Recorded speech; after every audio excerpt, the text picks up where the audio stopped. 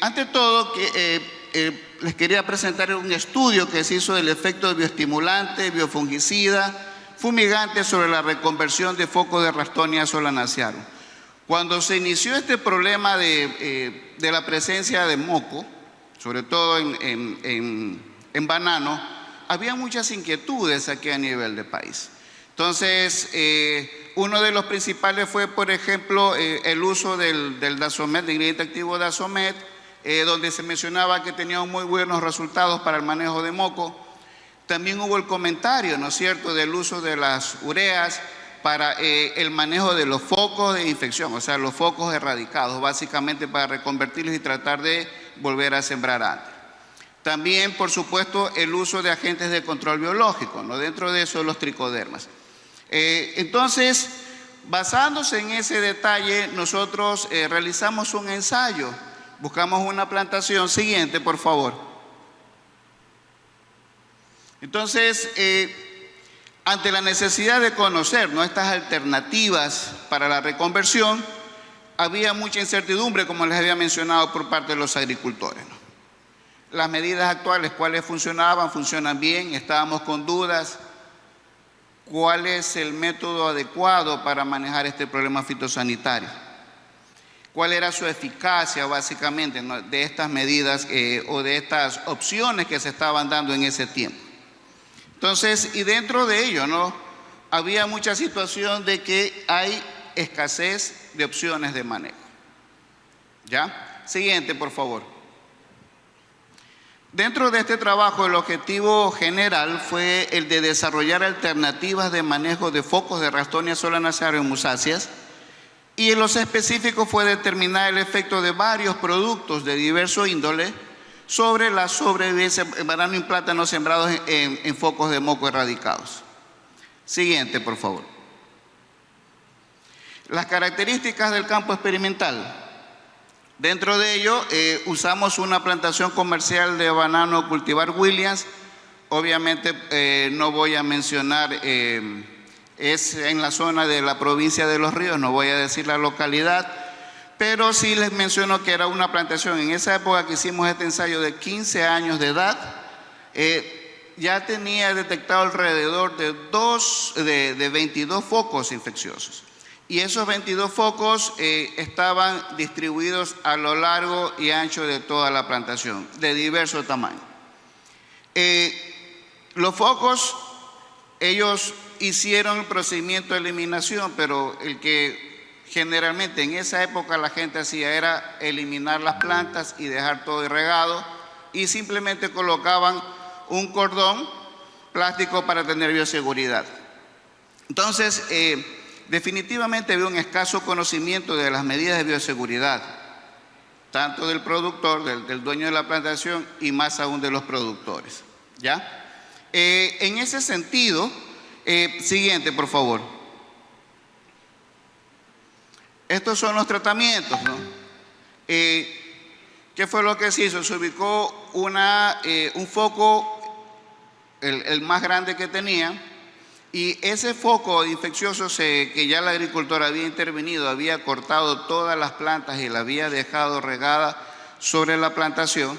Entonces, los tratamientos fueron el Dasomet, el producto que estaba en esa época en bastante auge, que se lo recomendaba para el uso para el manejo de Ralstonia solanacearum. El tratamiento 2 es el Dasomet más el agente de control biológico. En este caso estábamos utilizando un mix de tricodermas, del INIAP, que en esa época nosotros estábamos trabajando con él para Fusarium raza 1, que nos estaba dando muy buenos resultados.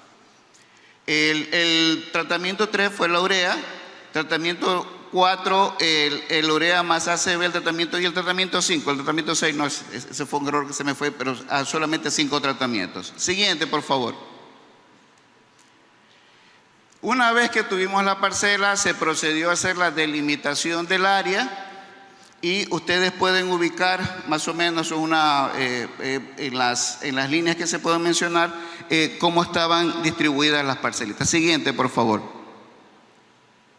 El proceso de preparación inicial de las parcelas. Siguiente. Y dentro de ellos vamos a hablar un poquito más específico sobre el tratamiento de la parcela experimental. Básicamente, esta parcela, dentro del foco del área grande, se hicieron con 3 repeticiones, son 5 tratamientos, teníamos 15 parcelas y procedimos a realizar zanjas. Inicialmente realizamos zanjas alrededor de cada parcela.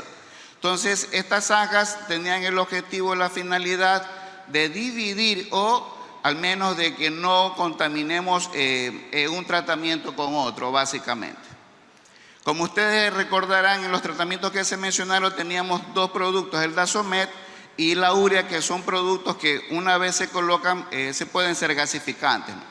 En el caso del Dasomet requería que tiene que ser tapado con plástico, no es lo que recomiendan en este caso la casa comercial que nos vendió el producto. Siguiente, por favor. Estas son las, le estoy mencionando aquí cuáles fueron los tratamientos con sus respectivas dosis y las frecuencias de aplicación, basado en lo que recomendaban en esa época, ¿no? Por ejemplo, el caso del Dasomet era 1.2 kilogramos por cada 20 metros cuadrados de área que se estaba aplicando. Entonces hacía una aplicación al inicio, una vez aplicado se lo cubrió herméticamente con plástico durante 21 días y después de 7 días se procedió a realizar la siembra de vitroplantas de banano, ¿ya? Entonces lo que queríamos era ver si ese suelo que había sido tratado, que sabíamos que tenía en este caso la bacteria, con el tratamiento que se le daba íbamos a obtener algún efecto sobre ello. En el caso de la urea, la cantidad que se aplicó fue 1 kilogramo de urea por cada metro cuadrado de área. Esta se hizo solamente una aplicación y obviamente antes de la siembra, obviamente, y se procedió a tapar con plástico también en este caso la parcela. En el caso del tratamiento del Dasonet más el agente de control biológico fue de la misma manera, ¿no? Entonces, así nosotros pudimos mantener cada tratamiento y cada parcela que estábamos realizando. Un detalle importante, ¿no? En el caso del Dasomet y la urea, que posteriormente se hacen gasificantes, teníamos nosotros que asegurarnos de que este producto penetre lo máximo posible al suelo, no por lo cual se hizo un atrincherado. Entonces, este procedimiento se hizo previo a la aplicación del tratamiento. Aquí se observa, por ejemplo, el tratamiento de la urea. Como ejemplo, una vez atrincherado el suelo, ya estaban hechas las zanjas del contorno, se procedía a hacer la aplicación, a la distribución de los tratamientos y posteriormente a ello se procedía a tapar el área que había sido aplicada. Un detalle importantísimo aquí, las parcelas eran de 10 metros por 5 metros cada parcela, por parcela de tratamiento. Entonces, para pasar de una parcela a otra, lo principal que se hacía era que nosotros utilizábamos unas botas plásticas, pero para cambiarnos de una parcela a otra, procedíamos a cambiarnos la bota y previo a ello también, o a lo que salíamos de ahí, la desinfectábamos obviamente con amonio cuaternario. Entonces, de esta manera nos aseguramos de evitar o de reducir al máximo de que exista la posibilidad de poder conllevar dentro del calzado o algo la bacteria de un lugar a otro. Una vez instalado se habían aplicado los tratamientos, se procedía a realizar el cubrimiento de la parcela y ese cubrimiento se dejaba sellado todos los bordes, ¿no? Para evitar que exista una salida o pérdida del gas que se había aplicado. Quedaba con 21 días y luego de los 21 días se dejaba 7 días más descubierto, se descubrió el plástico, se dejaba por 7 días más y de ahí procedimos a la siembra de las vitroplantas. Como les había mostrado en el esquema anterior, se colocaron 20 plantas por cada tratamiento o repetición, para observar si básicamente estas se enfermaban o no. Siguiente. Esto es observación de los síntomas de las vitroplantas sembradas en los tratamientos. Y lo que viene después, siguiente por favor, cómo ha venido desarrollando, muchas plantas se murieron, ya vamos a hablar sobre eso, que es un dato sumamente importante, pero ustedes pueden ver la secuencia de fotografías, cómo fueron creciendo las plantas y cómo muchas de ellas fueron muriendo. Cada cuadrito representa una planta.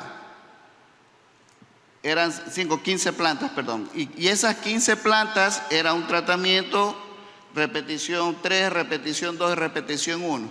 Estaban dispersos cada uno de los tratamientos.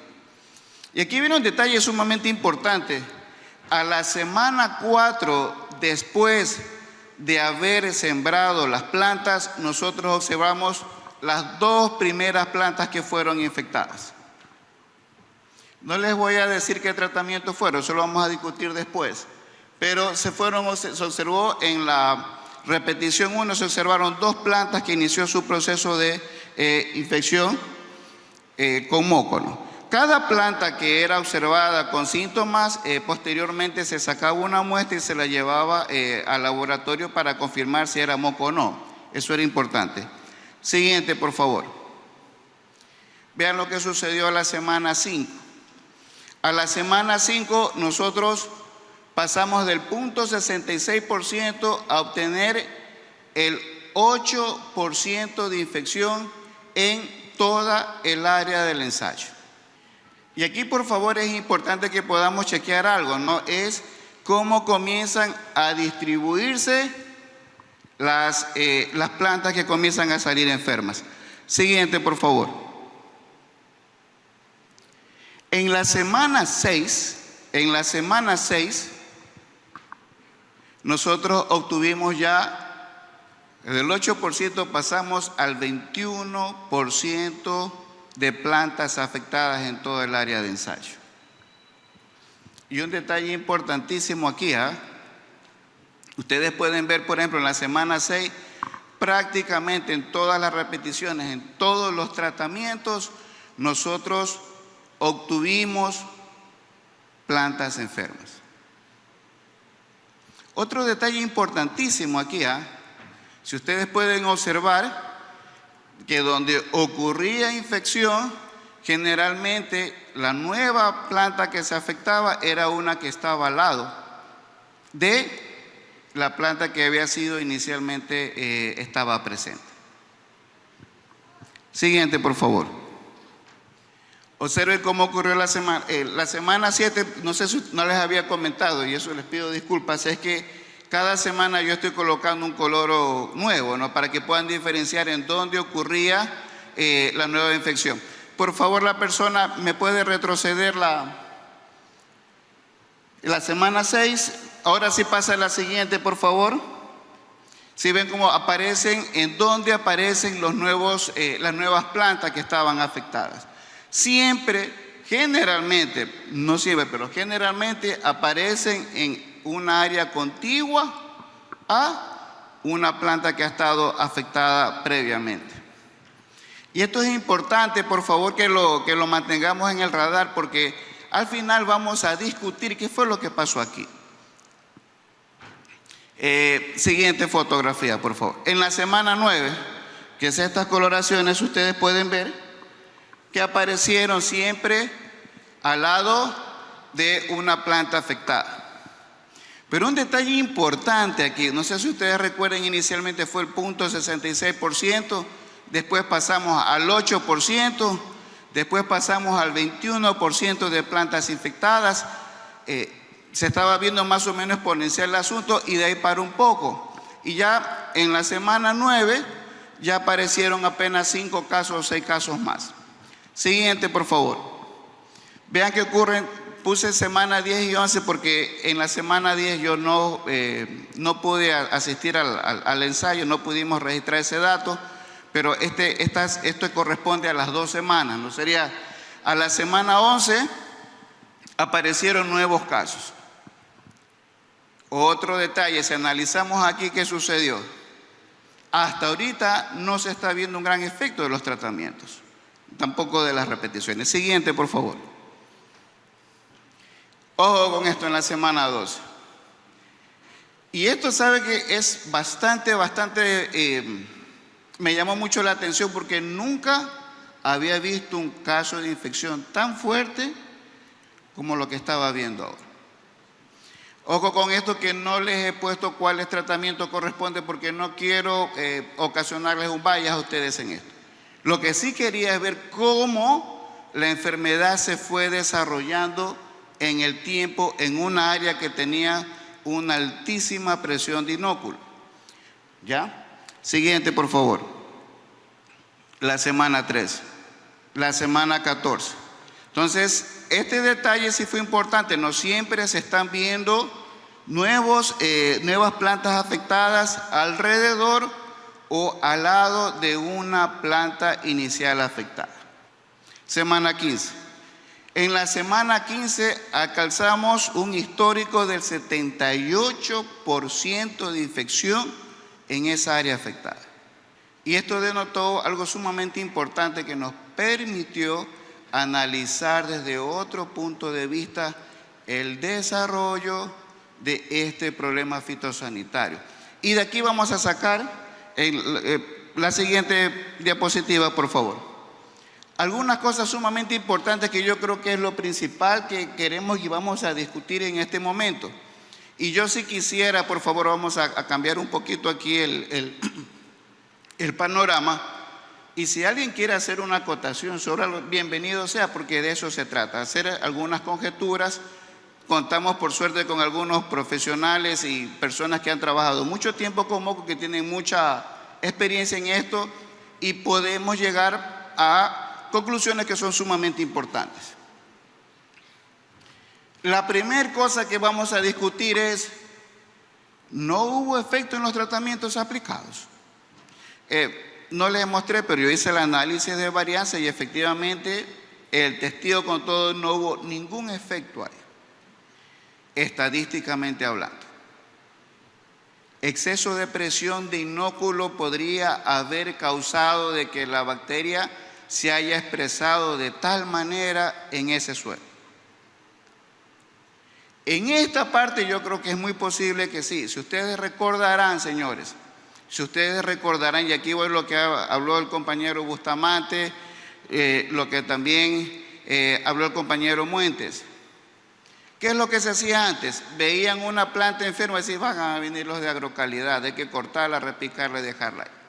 Entonces, y lo que siempre digo en mis comentarios, ¿no es cierto? Una planta afectada contiene cientos, miles, millones de unidades formadoras de colonia de la bacteria. Repito, señores, miles, cientos, millones de unidades formadoras de colonia. Cuando yo corto una planta, ¿qué estoy haciendo? Estoy liberando todita esa cantidad de inóculo, ¿a dónde? Al suelo. Y ustedes habrán escuchado en las previas presentaciones de que este patógeno lo que más les gusta es el suelo, la humedad del agua. Entonces estoy dándole ¿qué cosa? Condiciones para aumentar ¿qué? La presión de inóculo. Entonces la presión de inóculo, hablando de una manera más general, ahí había una cantidad ingente, cientos, miles de millones. No son esporas, son unidades formadas de colonia que estaban regadas ahí, presentes en ese suelo.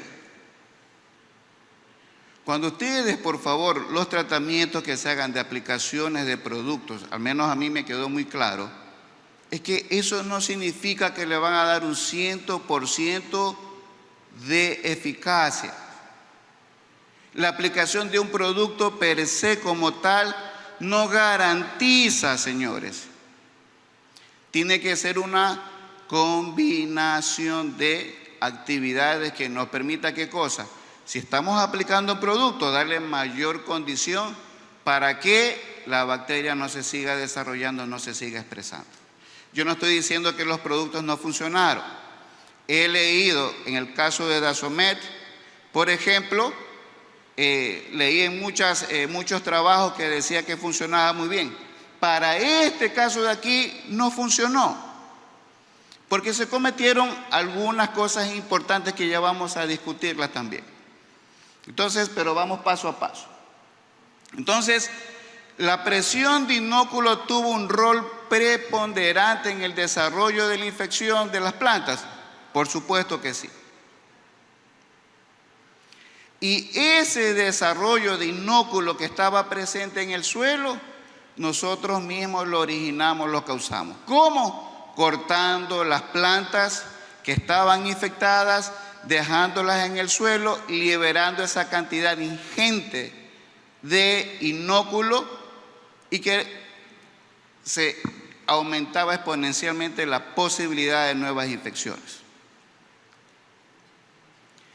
Tercer dato importante, ahora nos vamos a la falla en la instalación de los tratamientos, porque hubo también fallas ahí, pero yo pienso que fue sumamente importante haber tenido esto para aclarar ciertas cosas. La primera falla que hubo, nosotros partimos del principio de que se aplicaba el tratamiento, se dejaba todo ahí, se hacía el manejo que lo realiza el agricultor todo, pero no tuvimos en cuenta un detalle que precisamente el doctor Pérez Vicente lo mencionó, el asunto de las malezas. No sé si ustedes se dieron cuenta, el ensayo tenía malezas. Entonces, en el caso de Dasomet o la urea, que ustedes saben, al gasificarse, se transforma en amoníaco. Ellos, ¿qué es lo que hacen básicamente? Matan lo que está presente en ese momento, lo que está ahí liberado en el suelo. Pero si yo tengo malezas, las malezas se conoce que son un hospedero alternativo, que ese hospedero alternativo le permite a la bacteria sobrevivir, no tanto multiplicarse, porque ella utiliza a su hospedero principal, que es el banano, para multiplicarse, reproducirse básicamente. Las malezas le permiten, ¿qué cosa? Subsistir. De pronto penetró y cuando vino el gas, no lo topó, no lo mató. Siguiente conjetura importante del error que se hizo, qué cosas que uno tiene que corregir. Cuando apareció una planta afectada ahí en el tratamiento, ¿qué hubiera sido lo correcto? Eliminarla, sacarla de ahí. No se hizo eso. Entonces, tanto el Dasomet, la urea, principalmente esos dos productos, ¿qué sucede? Ellos son de contacto todo en ese momento. El gas se fue, se perdió, ya no existe más ahí. Lo que nosotros observamos acá en el suceso de las 15 semanas de evaluación fueron reinfecciones, señores. Ya, y eso es muy importante saber. Ya son dos cosas que se están hablando aquí importantes y que ya los colegas lo han mencionado anteriormente. El asunto de las malezas en el área foco, hay que hacer un manejo especial para eso. Otro punto importantísimo, las plantas. Yo creo que hasta además se ha dicho, se ha justificado de que una planta que está afectada, y es la tercera vez que repito porque es importante que lo tengamos claros, son una altísima fuente de inóculos, señores. Mientras más pronto actuemos, de ahí viene lo que decían los colegas, establecer síntomas tempranos para tratar de erradicar ese problema lo más pronto posible. 2, 3 semanas, 4 semanas son sumamente cruciales. ¿Para qué cosa? Reducir inóculo. Ya la planta que está enferma está afectada, no puedo hacer nada más. Yo sí puedo hacer es reducir la posibilidad de que vaya a la planta vecina. Y este ensayo de aquí demostró eso, señores. ya este ensayo se hizo hace algunos años atrás, no lo había presentado por esta misma razón, porque no encontré resultados. Pero después, haciendo un análisis más profundo, encontré muchísimos resultados. Y es más o menos entender cómo la bacteria opera en el suelo. Entonces, dentro de la falla de la instalación que se hizo, fue que uno tiene que considerar, señores, qué producto está aplicando, si es un producto que va a actuar por un momento, si es un producto que va a permanecer en el suelo por mucho tiempo. Todo eso yo tengo que considerarlo. Cuarto dato sería importante también aquí. Ustedes vieron cómo estaba, todo el Señor había repicado, cortado lo de encima, pero ¿qué quedó abajo? Quedaron las raíces. Y por favor, es importantísimo, ustedes no vayan a pensar, no vayan a creer que solamente en el pseudotallo, en el cormo y las hojas está presente la bacteria. Inicialmente se encuentra principalmente en las raíces.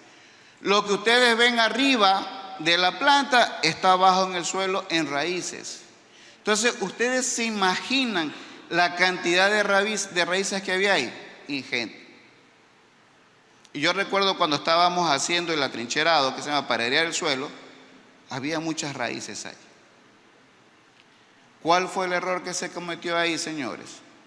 El Dasomet, en este caso, no estoy diciendo que funcione o que no funcione, pero es importante analizar qué fue lo que pasó. Él llegó el gas, lo que encontró lo mató. Pero si está una raíz ahí y la bacteria está dentro de la raíz, no va a llegar a la bacteria. Entonces, concluyendo esta parte, es que esa cantidad de inóculo que estaba presente se redujo, sí, efectivamente se redujo, pero no en cantidades que uno esperaría que había. Me llamó muchísimo la atención los agentes de control biológico. Habíamos hecho estudios previos en laboratorio, habíamos hecho estudios previos en invernadero y funcionaban bien. No sucedió nada de eso en campo. ¿Qué fue lo que pasó? Primera situación. Cuando se hizo una limpieza de todo eso, ustedes vieron, no sé si vieron al final cuando coloqué el sacamos, lo pusimos a un lado porque toda esa área estaba infectada. Pero ese agente de control biológico no le dimos un sustrato para poder desarrollar y mantenerse. Lamentablemente, por condiciones iniciales, nosotros nos retrasamos un poco porque íbamos a hacer el ensayo en plena época invernal. Por problemas técnicos y todo, nos retrasamos un poco. ¿Qué originó eso? Que no teníamos una suficiente humedad en el suelo. Ustedes saben que el agente de control biológico necesita humedad para poder desarrollarse. Además, escasez de materia orgánica y recién después sembramos las plantas.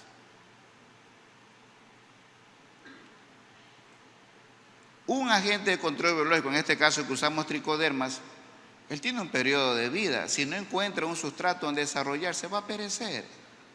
Entonces, es muy posible que haya actuado algo, pero no en la medida suficiente que era. ¿Ya? Entonces, ¿cuáles fueron las lecciones aprendidas aquí? Que son fundamentales. Voy a comenzar ahora de atrás para adelante. El agente del control biológico, yo estoy seguro que funciona. Hay muchos trabajos que determinan eso,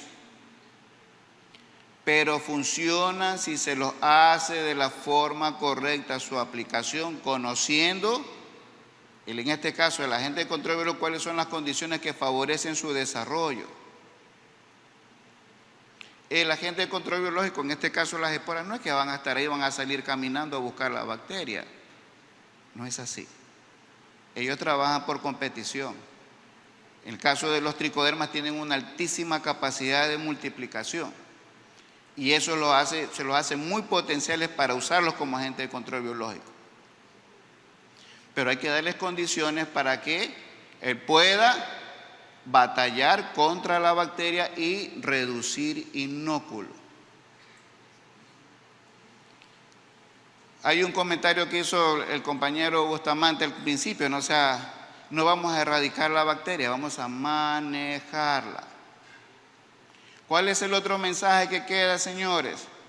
Por favor, y esto es sumamente importante, en el caso que yo haya controlado algún foco, porque dice, sí, están bajando el número de focos que están apareciendo en las semanas, no significa que ya tengo el problema solucionado. Si yo me descuido un poquito, va a suceder exactamente lo que pasó acá en este ensayo, porque la bacteria tiene una altísima capacidad de multiplicación. En cuestiones de semanas o meses, ¿qué suele suceder? Se puede alzar otra vez. Hay que ser claros en esto, señores. El moco vino para quedarse. Está en nuestras manos, ¿qué cosa? Tenerlo subyugado, aplastado, que no se siga desarrollando. Mecanismos y formas, hay muchas, señores, muchísimas. Pero la lección aprendida acá nos da que si nosotros esos mecanismos y formas no los usamos bien, vamos a claudicar. Y para ello, ¿qué necesitamos? Conocer a nuestro enemigo, la bacteria. ¿Conocerlo de qué forma? ¿Cuáles son las condiciones para su desarrollo? Ya sabemos que no podemos, donde está una planta enferma tenemos cientos, miles, millones, trimillones de qué cosa, de unidades formadoras de colonias, esperando que nosotros la depositemos en el suelo.